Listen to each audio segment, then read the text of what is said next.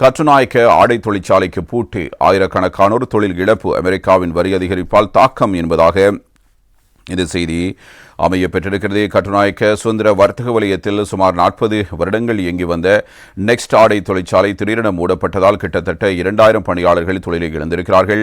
முன்னறிவிப்பு இல்லாமல் தொழிற்சாலையை மூட ஆடை தொழிற்சாலை நிர்வாகம் நடவடிக்கை எடுத்ததாக பணிப்பாளர்கள் கூறுகிறார்கள். கவனமாக பரிசீலித்த பிறகு இலங்கையின் கட்டுநாயக்கவில் உள்ள எங்கள் நெக்ஸ்ட் உற்பத்தி ஆலையை உடனடியாக மூடுவதாக வருத்தத்துடன் அறிவிக்கிறோம். இது எங்கள் நிறுவனத்துக்கு மிகவும் கடினமான முடிவு என்பதாக அந்த நிறுவனம் இவ்வாறு குறிப்பிட்டிருக்கிறது. அனைத்து விருப்பங்களையும் ஆராய்ந்த பின்னரே இந்த முடிவை எடுத்தோம் என்று நெக்ஸ்ட் ஆடை தொழிற்சாலை ஒரு அறிக்கையில் தெரிவித்திருக்கிறது. உற்பத்தி செலவுகள் படிப்படியாக அதிகரித்தும் பல ஆண்டுகளாக தொழிற்சாலை லாபம் ஈட்டாமல் இருந்ததும் தொழிற்சாலை மூடப்படுவதற்கு முக்கிய காரணங்களாக அந்த நிறுவனம் தனது அறிவிப்பில் தெரிவித்திருக்கிறது. கட்டுநாயக்கில் உள்ள நெக்ஸ்ட் ஆடை தொழிற்சாலையில் 2825 ஊழியர்கள் பணிபுரிந்ததாகவும் மூடப்படும் இந்த முடிவு காரணமாக அவர்களில் 1416 பேர் வேலை இழப்பார்கள் என்றும் அது கூறுகிறது.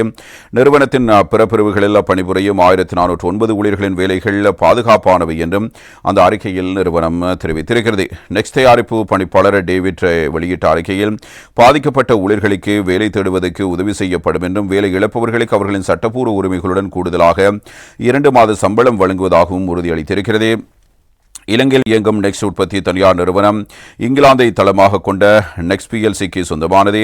மேலும் மே 19ஆம் தேதி அதன் தலைவர் சைமன் ஃபிஷுடன் தொழிற்சங்க பிரதிநிதிகள் ஒரு கலந்துரையாடலுக்கு அழைக்கப்பட்டார்கள். இதன்போது நிறுவனம் உடனடியாக தொழிற்சாலையை மூடிவிட்டதாக அறிவித்ததாக சுதந்திர வர்த்தக வலயம் மற்றும் பொதுச்சேவை ஊழியர் சங்கத்தின் இணைச்சாளர் ஆண்டன் மார்க்ஸ் தெரிவித்திருக்கிறார். இந்த முடிவை எதிர்ப்பதாக கூறிய ஆண்டனி மார்க்ஸ் ஊழியர்களுக்கும் நிறுவனத்துக்கும் இடையே ஒரு கூட்டு ஒப்பந்தம் இருப்பதால் அத்தகைய முடிவை எட்டுவதற்கு முன்பு நிறுவனம் ஊழியர்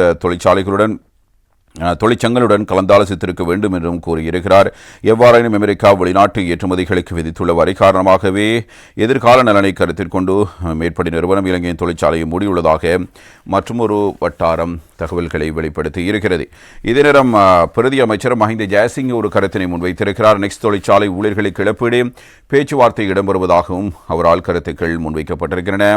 தொழில் சட்டத்துக்கு அமைய தமது நிறுவனத்தை மூடுவது தொடர்பில் நெக்ஸ்ட் நிறுவனம் அமைச்சுக்கோ தொழில் திணைக்களத்துக்கோ எந்த ஒரு முன்னறிவித்தலும் வழங்கவில்லை என்றும் இழப்பீட்டு சூத்திரம் ஒன்றை முன்வைப்பது தொடர்பில் அந்த நிறுவனம் யோசனை முன்வைத்துள்ளதாகவும் தொழில் பிரதி அமைச்சர் மஹிந்த ஜெயசிங்க கூறியிருக்கிறார். இந்த விடயம் தொடர்பாகவும் இழப்பீட்டு சூத்திரம் தொடர்பிலும் இன்று பேச்சுவார்த்தையை முன்னெடுக்க எதிர்பார்த்துள்ளதாகவும் அவர் சுட்டிக்காட்டியிருக்கிறார்.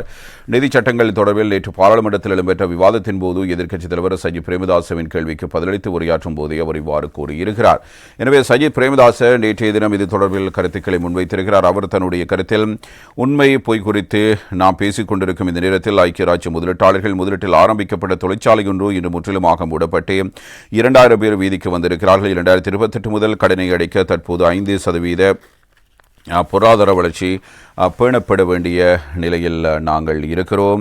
எமக்கு தேவையாக காணப்படுகிறது. தொழிற்சாலைகள் மூடப்பட்டிருக்கும் போது இந்த பொருளாதார வளர்ச்சி விதத்தை அடைவது சாத்தியமில்லை. 200 ஆடை தொழிற்சாலைகள் திட்டம் ஆரம்பிக்கப்பட்ட போது அதை ஆரம்பிப்பதை தடுப்பதற்கு மிரட்டல் விடுத்தவர்களும் இருந்தார்கள். இத்தகைய சூழ்நிலையில் நாம் 5% பொருளாதார வளர்ச்சி விதத்தை கொண்டு வர வேண்டும்.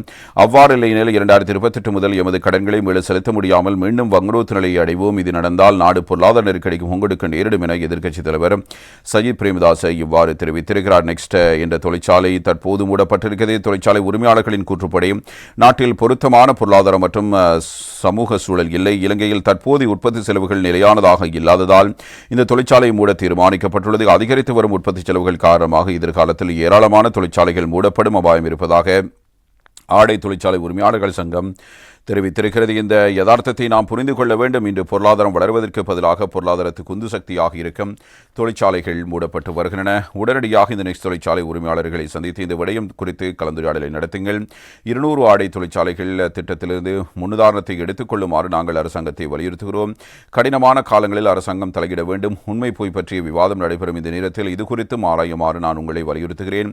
உழைக்கும் மக்களின் நாயகர்களாக தன்னை காட்டிக்கொண்ட இந்த அரசாங்கத்தின் பொறுப்பு நாட்டின் உழைக்கும் மக்களை பாதுகாப்பதாகும் என்பதாக எதிர்க்கட்சித் தலைவர் இவ்வாறு கூற நேற்றைய தினம் பிரதி அமைச்சர் இதற்கான பதிலனை மஹிந்த ஜெயசிங்க அவர்கள் அளித்திருக்கிறார். மஹிந்த ஜெயசிங்க இது தொடர்பில் நாடாளுமன்றத்தில் கருத்து வெளியிடும் போது கட்டுநாயக்க நெக்ஸ்ட் தொழிற்சாலை விவகாரம் தொடர்பில் அரசாங்கம் கவனம் செலுத்தி இருக்கிறது. எனவே சம்பந்தப்பட்ட அதிகாரிகளை சந்தித்து கலந்துரையாடி இருக்கிறோம் என்பதாகவும் அவர் கூறுகிறார். இந்த நிறுவனத்தில் 4 பிரிவுகளில் 2825 ஊழியர்கள் தற்போது பணியாற்றி வருகிறார்கள். இவர்களில் 1416 பேருக்கு தொழில் இல்லாமல் போகும் என சுட்டிக்காட்டப்பட்டுள்ளது. அவ்வாறெனில் 1409 பேரே மீதமாவார்கள். 1979ஆம் ஆண்டு இந்த நிறுவனம் ஆரம்பிக்கப்பட்டது. 1992ஆம் ஆண்டிலிருந்து நீண்ட காலம் இந்த நிறுவனத்தில் பணியாற்றி வரும் பணியாளர்களை சந்தித்து கலந்துரையாடி இருக்கிறோம். இந்த நிலையில் இந்த நிறுவனத்தை மூடுவதாக கடந்த 19ஆம் தேதி அறிவித்தல் விடுக்கப்பட்டுள்ளது. ஆனால் நிறுவனங்களை மூடுவதற்கு முன்னர் தொழில் அமைச்சுக்கு அறிவிக்க வேண்டும் என்பது நாட்டின் நடைமுறையில் உள்ள தொழில் சட்டத்தை அறிந்த நிறுவன உரிமையாளர்களுக்கு நன்கு தெரியும். ஆனால் அவர்கள் முன்னறிவித்தல் வழங்கவில்லை. நேற்று முன்தினம் 20ஆம் தேதியை அறிவித்திருந்தார்கள். இருந்தபோதும் நேற்று முன்தினம் இரவிலிருந்து அமைச்சு தொழில் திணைக்களம் என்பன இது தொடர்பில் நடவடிக்கை எடுத்திருந்தது. இந்த நிறுவனத்தில் நிர்வாகம் தொழிற்சங்கம் முதலீட்டு சபையும் இணைத்துக் கொண்டு இன்று தொடர் பேச்சுவார்த்தைகளை முன்னெடுக்க திட்டமிட்டுள்ளோம். தற்போது வரையில் இழப்பீட்டு சூத்திரம் ஒன்றை வழங்கியிருக்கிறார்கள். அது தொடர்பில் தொடர்ச்சியான பேச்சுவார்த்தை நடத்தி தீர்வை பெற்றுக்கொள்ள எதிர்பார்க்கிறோம். எதிர்க்கட்சியில் உள்ளவர்கள் நாட்டை ஆட்சி செய்தபோது நாட்டில் உள்ள அநேகமான நிறுவனங்கள் மூடப்பட்டன. அந்த காலத்தில் வாய் திறக்கவில்லை. நாங்கள் ஆட்சிக்கு வந்து நிறுவனங்கள் மூடப்படும் போது அதிக உற்பத்தி செலவு தொடர்பில் முதலீட்டு சபையுடனோ அல்லது அமைச்சுடனோ எவரும் கலந்துரையாடவில்லை. இந்த விடயம் குறித்தும் தொடர்ந்து பேச்சுவார்த்தை நடத்த எதிர்பார்த்திருக்கிறோம் என்பதாக அமைச்சர் மஹிந்த ஜெயசிங்க இவ்வாறு கருத்துக்களை வெளிப்படுத்தி இருக்கிறார்.